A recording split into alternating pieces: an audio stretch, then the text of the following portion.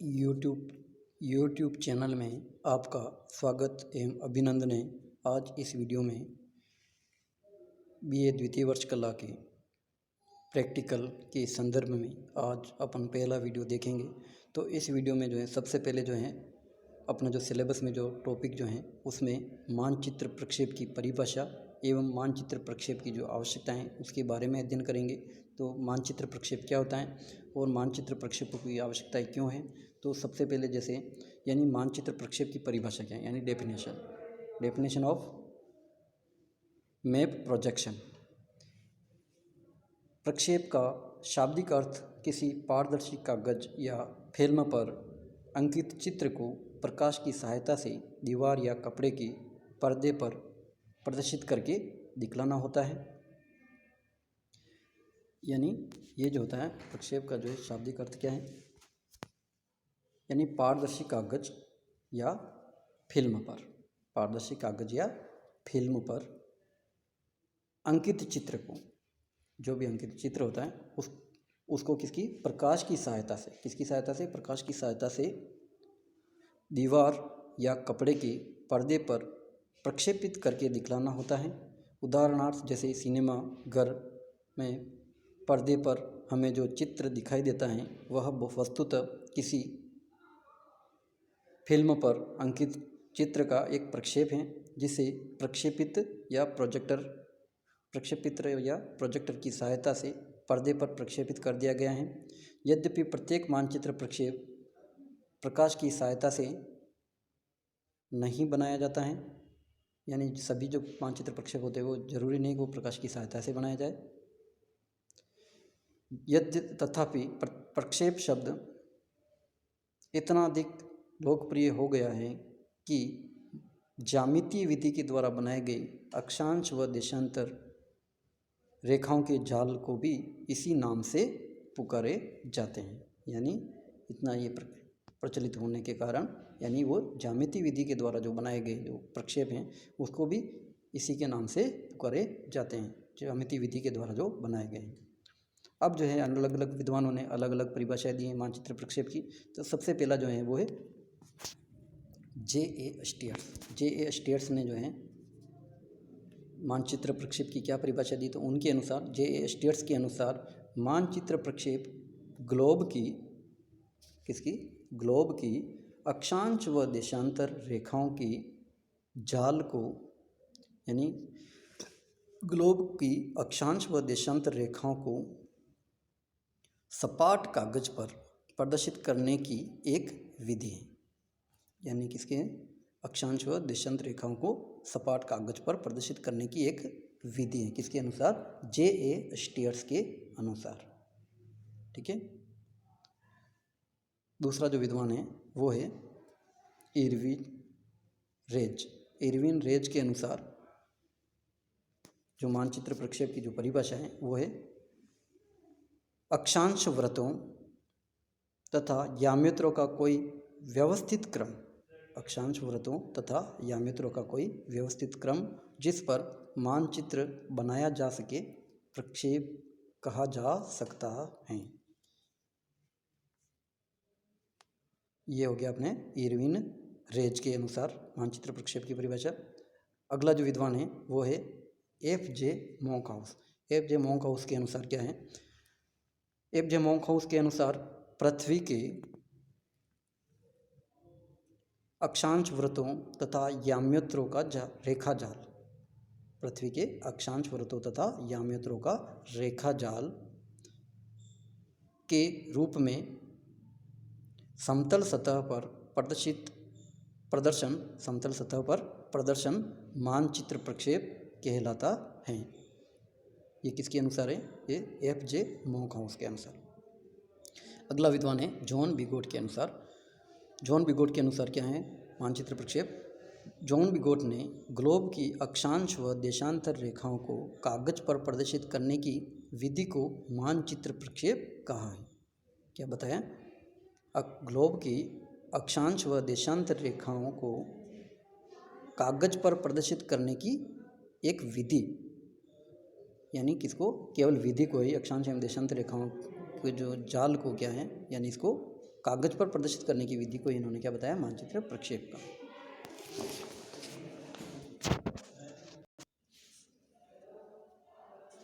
अब जो है उपयुक्त परिभाषाओं के आधार पर अपन देखें तो मानचित्र प्रक्षेप की संक्षेप में अपन किस प्रकार से इसको परिभाषित कर सकते हैं। तो ऊपर लिखी गई परिभाषाओं के अध्ययन से हम इस निष्कर्ष पर पहुंचते हैं कि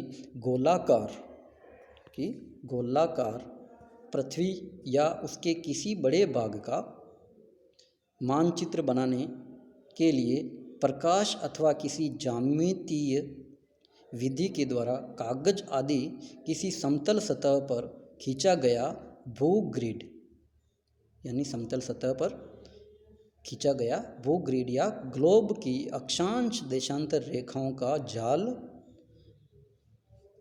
मानचित्र प्रक्षेप कहलाता है।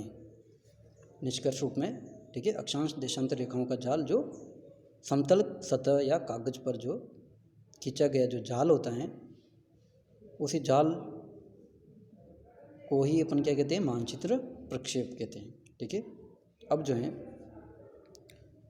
मानचित्र प्रक्षेपों की आवश्यकता क्यों पड़ती है, तो क्योंकि पृथ्वी क्या है, गोलाकार है, तो गोलाकार पृथ्वी का मानचित्रण करना है तो उसके लिए क्या है, अपने को मानचित्र प्रक्षेपों की सामान्यतः आवश्यकता पड़ती है, क्योंकि उसको समतल सतह या कागज पर या पर्दे पर जो है प्रक्षेपित करना होता है। ठीक है, तो यानी हमारी पृथ्वी की वास्तविक आकृति एक चपटे दीर्घवृत्तज के समान है, परंतु पृथ्वी के विषुवतीय, हाँ जी, यानी दीर्घवृत्तज यानी ओब्लेट इक्विलिक्युलॉइड के समान है, परंतु पृथ्वी के विषुवतीय व ध्रुवीय अर्धव्यासों की लंबाई में इतना कम अंतर है, यानी पृथ्वी बहुत बड़ी है तो उसका जो अंतर जो है इतना कम अंतर है, यानी 21.5 किमी की इसकी आकृति को करीब करीब क्या है, लगभग गोलाकार या नारंगी के समान मान लिया जाता है। तो पृथ्वी की इस गोलाकार आकृति को केवल ग्लोब के द्वारा ही सही दिखाया या दिखलाया जा सकता है। तथापि मानचित्रों की तुलना में ग्लोब का प्रयोग कम होता है, जिसके निम्न कारण है, यानी ग्लोब का जो प्रयोग होता है वो उसके जो निम्न क्या कारण है, तो पहला जो है वो ग्लोब पर पृथ्वी के समस्त भाग को एक दृष्टि से नहीं देखा जा सकता है, क्योंकि ग्लोब जो होता है उसको क्या है, वो जो पृथ्वी की प्रतिकृति है तो उसको क्या है, एक दृष्टि से नहीं देखा जा सकता है। दूसरा है ग्लोब पर स्थानों के बीच की दूरियां मापना कठिन होता है, क्योंकि गोलाकार जो होता है तो ग्लोबीय स्थिति होने के कारण दो स्थानों के बीच की दूरियां मापना भी काफ़ी कठिन होता है। तीसरा है ग्लोब को कागज पर बने मानचित्रों की तरह मोड़ कर रखना या पुस्तक आदि में देना संभव नहीं होता है, यानी ग्लोब को क्या है, कागज पर भी बने मानचित्रों की तरह मोड़ कर नहीं रख सकते हैं, और यानी ना ही उसको क्या है, पुस्तक आदि में देना संभव हो पाता है। पृथ्वी की चौथा जो है बिंदु, पृथ्वी के छोटे छोटे भागों के पृथक ग्लोब नहीं बनाए जा सकते हैं, यानी पृथ्वी के छोटे छोटे भागों के पृथक मानचित्र नहीं बनाए जा सकते हैं। क्यों? अतः यदि हम पृथ्वी के किसी एक छोटे भाग को वृहत मापने पर प्रदर्शित करना चाहें तो हमें ग्लोब के आकार में इतनी वृद्धि करनी पड़ेगी कि उसका प्रयोग ही असंभव हो जाएगा। पांचवा जो बिंदु है वो है मानचित्रों की तुलना में ग्लोब के रख रखाव व उसे एक स्थान से दूसरे स्थान पर लाने ले जाने की भी अधिक कठिनाई होती हैं, यानी मानचित्रों को आसानी से एक स्थान से दूसरे स्थान पर अपन ले जा सकते हैं, जैसा कि वैसा ग्लोब के साथ ऐसा नहीं किया जा सकता है। तो उपरोक्त विवरण से स्पष्ट है कि ग्लोब की अपेक्षा मानचित्र अधिक उपयोगी होते हैं। मानचित्रों से में पृथ्वी की गोलाकार आकृति को कागज आदि, यानी पृथ्वी की जो है गोलाकार जो आकृति है उस गोलाकार आकृति को कागज आदि किसी समतल सतह पर प्रदर्शित किया जाता है। अतः उनकी रचना करने के लिए ग्लोब की अक्षांश देशांतर रेखाओं का किसी समतल सतह पर जाल या प्रक्षेप बनाना आवश्यक है, जिससे इस जाल में ग्लोब के विवरणों को यथास्थान अंकित किया जा सके। यहाँ यह उल्लेखनीय है कि जिस प्रकार नारंगी के छिलके को जगह जगह काटे बिना उसे पूरी तरह सपाट नहीं किया जा सकता है, ठीक इसी तरह गोलाकार ग्लोब की सतह को सपाट फैलाना कठिन है, यानी उसको समतल या सपाट नहीं फैलाया जा सकता है।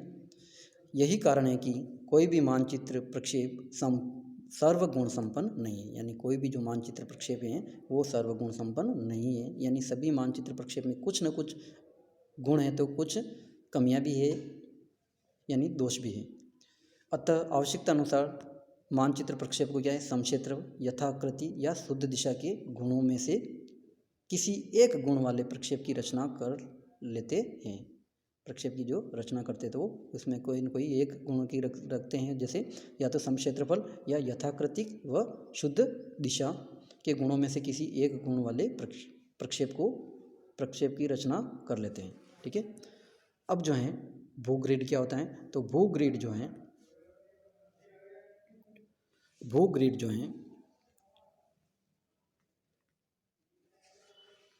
द अर्थ ग्रिड जिसको इंग्लिश में कहते हैं, तो भूग्रिड की जो है आपको इसकी परिभाषा इसको देख लेते हैं अपन कि क्या है। तो प्रक्षेप की रचना में दी गई मापनी के अनुसार समतल सतह पर ग्लोब की अक्षांश देशांतर रेखाओं व जाल या भूग्रिड खींचा जाता है। अतः प्रक्षेप की रचना विधि पर पूर्व ग्लोब या पर अंकित अक्षांश देशांतर रेखा जाल का भली भांति इनको समझ लेना आवश्यक है। यानी ये जो अक्षांश और देशांतर रेखा जो जाल होता है, जो ग्लोब पर जो अंकित किया जाता है, वो किस प्रकार से क्या होता है। तो सबसे पहले अपन देखेंगे अक्षांश क्या है, यानी अक्षांश और देशांतर रेखाओं के जाल को ही भूग्रिड कहते हैं। ठीक है। तो सबसे पहले देखेंगे अपन अक्षांश, यानी इंग्लिश में इसको कहते हैं लेटीट्यूड, यानी लेटे हुए, यानी ये समांतर पूर्व पश्चिम दिशा में होते हैं ये पृथ्वी के ग्लोब पर। तो ग्लोब पर किसी स्थान तथा भूमध्य रेखा के साथ कोणीय या ध्रुव वृत्त के साथ जो की गई अंशों में जो मापी गई जो दूरी है, उसी को अपन क्या कहते हैं, उस स्थान का अक्षांश कहते हैं। यानी ग्लोब पर किसी स्थान तथा भूमध्य रेखा के मध्य या यामत्र या ध्रुव वृत्त के साथ जो या अंशों में जो मापी गई जो दूरी है, उसको क्या कहते हैं अपन, उसी स्थान का अक्षांश कहा जाता है। उदाहरण जैसे ए बिंदु पर, जैसे ये डायग्राम है, इस डायग्राम में आप इसको स्पष्टता देख सकते हो। ए बिंदु पर भूमध्य रेखा व 85 डिग्री पश्चिमी ध्रुव वृत्त पे एसी वृत्त की कोणीय दूरी 2 डिग्री है। अतः चूंकि ए बिंदु भूमध्य रेखा के उत्तर में स्थित है, अतः यह एक अक्षांश का मान जो है वो इसका क्या होगा, 28 डिग्री, यानी 28 डिग्री उत्तर हुआ। तो भूमध्य रेखा का अथवा उत्तरी ध्रुव का अक्षांश ये 90 डिग्री तथा दक्षिणी ध्रुव का जो अक्षांश होगा वो 90 डिग्री दक्षिण होगा। ठीक है। अब जो है ये जो उसके बाद में देखेंगे अपन अक्षांश वृत्त, यानी जो समान अक्षांश मान को मिलाते हुए जो पूरा संपूर्ण पृथ्वी पर जो वृत्त खींचा जाता है उसी को अपन अक्षांश वृत्त कहते हैं। तो पैरेलल ऑफ लेटीट्यूड ग्लोब पर, ये आप इसमें डायग्राम में देख सकते हो, ये जो डायग्राम बना रखा है, जैसे भूमध्य रेखा 0 डिग्री, ये फिर ये अलग अलग क्या होते हुए ये ध्रुवों पर जाके ये बिल्कुल बिंदु के रूप में रह जाता है। सबसे बड़ा वृत्त होता है 0 डिग्री अक्षांश, तो अक्षांश वृत्त। ग्लोब पर समस्त यामित्रों या ध्रुव वृत्तों के भूमध्य रेखा से समदूरस्थ बिंदुओं को मिलाने वाले रेखा को अक्षांश रेखा या अक्षांश वृत्त कहते हैं। दूसरे शब्दों में ग्लोब पर समान अक्षांशों वाले, दूसरे शब्दों में क्या कहते हैं, ग्लोब पर समान अक्षांश वाले बिंदुओं को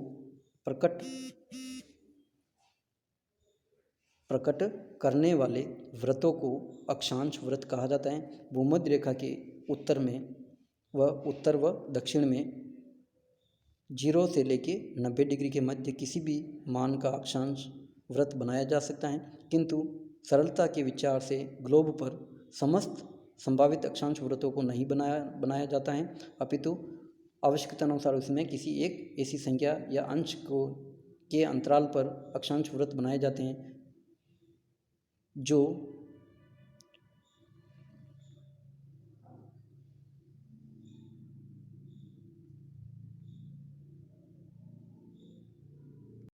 जो 90 को पूरा पूरा विभाजित कर दें। जैसे उदाहरण के तौर पे जैसे 5, 10, 15 आदि जो 90 को पूरा पूरा विभाजित करते हैं तो उसी के अक्षांश वृत्त सामान्यतः बनाए जाते हैं। तो भूमध्य रेखा के उत्तर में स्थित अक्षांश वृत्तों को उत्तरी अक्षांश वृत्त तथा दक्षिण में स्थित अक्षांश वृत्तों को दक्षिणी अक्षांश वृत्त कहते हैं। इस प्रकार अक्षांश वृत्त ग्लोब पर किसी बिंदु की भूमध्य रेखा के उत्तर या दक्षिण में स्थिति को यह बतलाते हैं। यानी जो जैसे किसी 15 डिग्री नॉर्थ लिखा हो इसका मतलब वो भूमध्य रेखा के उत्तर में स्थित अक्षांश है, या 15 डिग्री दक्षिण लिखा है तो वो 15 डिग्री दक्षिण वो दक्षिणी गोलार्ध में स्थित है। यानी अक्षांश वृत्तों के निम्नलिखित जो प्रमुख लक्षण होते हैं। तो पहला जो है अक्षांश वृत्तों के क्या है, तो यानी समस्त अक्षांश वृत्त एक दूसरे के समानांतर तथा परस्पर समान दूरी पर बने होते हैं। ये यानी अक्षांश जो होते हैं वो क्या है, अक्षांश वृत्त एक दूसरे के समानांतर तथा परस्पर समान दूरी पर बने होते हैं। दूसरा जो है वो है ध्रुवों को छोड़कर ग्लोब के शेष सभी स्थानों पर अक्षांश वृत्त ध्रुव वृत्तों या यामित्रों को समकोण पर काटते हैं। ध्रुव वृत्तों या यामित्रों को यानी देशांतरों को वो क्या है, समकोण पर काटते हैं। यानी केवल किसको, ध्रुवों को छोड़ करके, ठीक है। बाकी जो शेष सभी जो स्थान है वहाँ पे अक्षांश जो वृत्त होते हैं वो यामित्रों को समकोण पर काटते हैं। तीसरी जो विशेषता है वो है गढ़ या लक्षण। अक्षांश वृत्त सदैव यथार्थ पूर्व पश्चिम रेखाओं के रूप में होते हैं। यानी ये सदैव क्या होते हैं, पूर्व पश्चिम रेखाओं के रूप में होते हैं।